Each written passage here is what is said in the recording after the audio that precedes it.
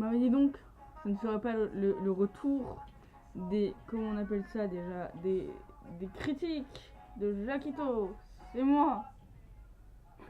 Aujourd'hui, je vais vous parler d'un show qui est pas très connu malheureusement parce que putain il est bon, qui s'appelle A Harry Potter. Et en fait, il y a 3 shows. Musical, Senior Year, Sequel et Senior Year. Alors, je vais vous présenter vite fait l'équipe de Star Kid. Enfin, surtout les gens qui jouent dedans. Putain, ça va être très long, je le sens. Alors, j'aurais juste besoin de me munir de ce qu'on appelle communément Google, Wikipédia pour savoir les noms. Vu que je connais quelques noms d'acteurs, mais pas beaucoup. D'ailleurs, celui qui chantait avant, c'était Darren Criss.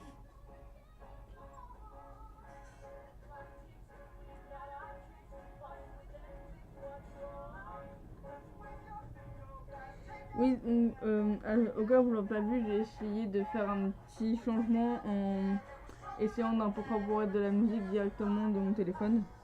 Mais je sais pas du tout si ça marchait. Alors, il a été écrit par Matt Lang, Nick Land et Brian Holden. Ok, très bien. Alors, dedans, vite fait, je vais vous dire ça en me souvenant des noms. Il y a Darren Criss, Joey Richer, Joe Walker, Dylan Sanders,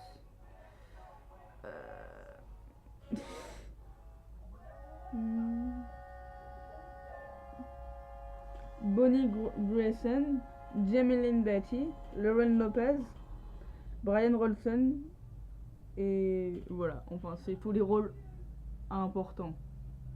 Et en fait, ça, c'est une sorte de parodie Harry Potter qui réunit plusieurs livres. L'école des sorciers. Putain, j'aurais tellement préparé mes vidéos. L'école des sorciers, la coupe de feu, le prince de sang mêlé, les reliques de la mort. Et en fait, ça se moque un petit peu des adaptations cinématographiques et du livre Harry Potter en général. Et en fait, j'aime beaucoup, franchement, j'aime beaucoup cette comédie musicale. Franchement, je la prends beaucoup trop dans mon cœur. C'est pour ça que j'ai les musiques sur mon téléphone et que j'ai même les versions live sur mon téléphone. Que je suis totalement en amour de Dylan Sanders, Joe Richer et Joe Walker parce que. Et j'aime beaucoup ces adaptations, mais en relisant Le prisonnier d'Azkaban qui est sur le deuxième, c'est sur le sequel qui réunit plein de livres encore, et je me rends compte qu'ils auraient pu faire beaucoup trop de blagues sur la relation entre Remus et Sirius Black, mais ils en ont pas fait tant que ça, genre juste en mode oh là là, en fait moi aussi j'étais le meilleur ami de ton père, mais non, Sirius Black c'est pas le meilleur ami de ton père, c'est juste un connard. Et franchement, ça fait un peu mal vu que ils auraient tellement pu faire plus de blagues sur ce ship, parce que oui, il y a plein de gens qui les ship. Genre c'est comme Sin et Dean, et Shimush et Dean, et qui, putain c'est pareil, ils auraient tellement pu faire des blagues en mode PD quoi, vu qu'ils sont beaucoup trop gays. Beaucoup trop gays pour l'un pour l'autre. Genre vraiment. Beaucoup. Et à côté de ça, ils apportent plein de nouveaux chips que jamais j'aurais pu shipper avant. Donc merci beaucoup Star Kid. Comme Queer Elmore, qui est franchement beaucoup trop shippable. Enfin, dans la comédie musicale, ils sont beaucoup trop shippables.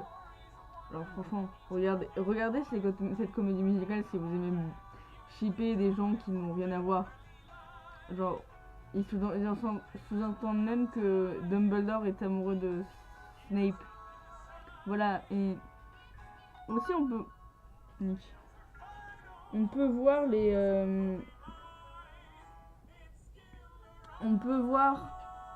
on peut voir l'évolution déjà par le son, comme vous avez pu entendre ou encore par la musique, les voix des acteurs. On peut voir tout ça. Et franchement, en 2009, ça a commencé dans une petite université du Michigan. Et ça a fini au Lane Kikon. Genre, c'est des fans qui ont écrit la troisième truc, donc c'est pour ça que c'est un peu en couille. Et j'en avais parlé avec une amie qui est pareil, fan de AVPM, et elle n'aimait pas trop Seigneurière, vu que voilà, c'était beaucoup trop en impro, mais en même temps, ça peut se comprendre, quoi, mais je sais pas. En plus, tu peux voir Darren Criss qui est sur le point de partir, enfin, qui est déjà un peu âgé. Et d'ailleurs, tu peux voir son évolution capillaire qui passe de grosse touffe, encore plus grosse touffe, à ça va mieux. Et, et d'ailleurs, Glee a beaucoup aidé Darren Criss pour le troisième volet, vu que dans le troisième volet, tu le vois beaucoup mieux chanter.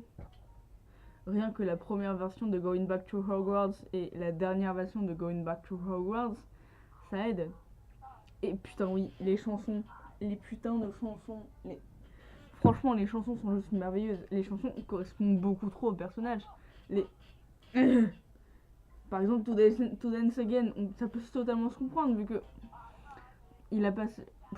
Je sais pas quoi dire, mais franchement, les chansons, c'est ce qui m'a fait aimer la comédie musicale. Franchement, il y a beaucoup trop de chansons qui sont trop bien et qui correspondent beaucoup trop à la situation. Genre rien que la chanson du début, Going Back to Hogwarts. Là, ça va couler. Ou même Granger Danger. Beaucoup de gens connaissent Granger Danger, mais ça peut se comprendre vu que ça correspond beaucoup trop à Ron qui commence à ressentir des choses, mais il sait pas trop quoi, et à Draco qui sous le fait de l'insulte des communs, beaucoup ressent aussi des choses. Et c'est franchement une de mes chansons préférées. Mais voilà, il y a plein de chansons qu'on pourrait facilement mettre dans les films. D'ailleurs, il y a plein de fans vidéo qui ont. Enfin, ouais, je sais pas trop comment on appelle ça. De fans vidéo qui ont fait ça, mais franchement, ça peut beaucoup trop se comprendre. Et voilà, cette comédie musicale est super bien, mais j'aurais pu faire tellement plus de blagues. Et. Ah! J'ai beaucoup trop envie qu'ils fassent la version de Curse. De Curse at Child.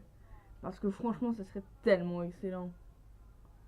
Même si, voilà, enfin, je sais pas quoi dire à part que cette comédie musicale est beaucoup trop bien et que, bon, j'ai regardé le deuxième volet vu que je l'ai forcé à regarder le premier et trouvé aussi ça bien, donc franchement, voilà.